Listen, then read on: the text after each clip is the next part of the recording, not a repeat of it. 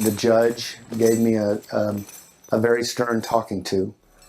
He called me names, degraded me in front of the whole courtroom. But he assured me that if I didn't make it, he said, you will come back in front of my bench and you will do every year that you're exposed to based on their plea agreement. Now get out of my courtroom. And I did. And thankfully, I never saw him again. Until, coincidentally, he showed up at a tree lot to buy a Christmas tree. I'd already done my 2 years. I was clean. I wasn't exposed to that prison term anymore. And I was the cashier at a tree lot. And he walked up and I recognized him and he handed me a check, and that's when I knew it was him. And I said, Judge, do you remember me? And he didn't, and I reminded him who I was, and then he did. And I thanked him for the opportunity and told him that I'd fulfilled the obligation that he demanded that I fulfill, and that I decided to stay to help other people that were in as much trouble as I was. And he asked me to come outside, and I did, and he shook my hand and gave me a hug. And that's the last time I saw him. It was crazy. True story.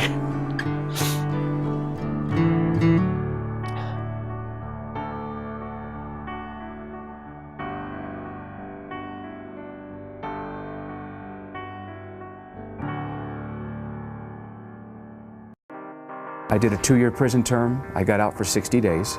5-year prison term, got out for 59 days. 6-year prison term, got out for 4 months, and then a 10-year prison term and got out for 4 months. When you get strung out on heroin, it's just all consuming. You can't do anything. I mean, you just completely taken hostage by it. In my case, I didn't even get help till I was 50. I didn't leave until I was 56. If what you have is not a problem of motivation, but a problem of ability, the people just don't know how to live a sober life, or an orderly life, or an honest life. If they just have no experience doing that, you can motivate the heck out of them, but they're going to keep recycling back through the system over and over again. It's amazing how many years I did in prison, and it never taught me to tell the truth. Get to a place like the Other Side Academy where my peers hold me accountable and I can't get away with anything, and I learned everything I had forgotten.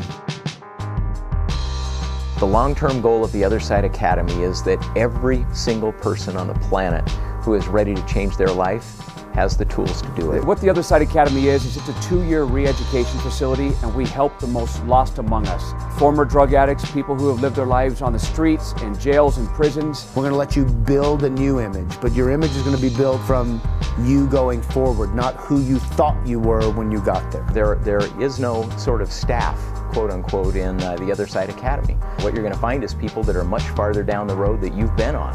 And they started at the place that you're at right now. We don't take any money from the government, no money from the state, no grants, no subsidies. We earn our money ourselves.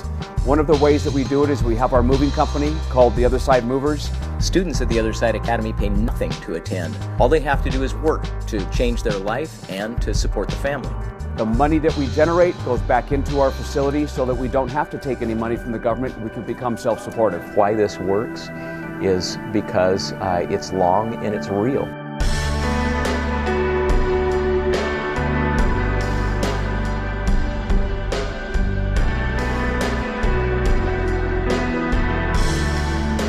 I started believing in myself again.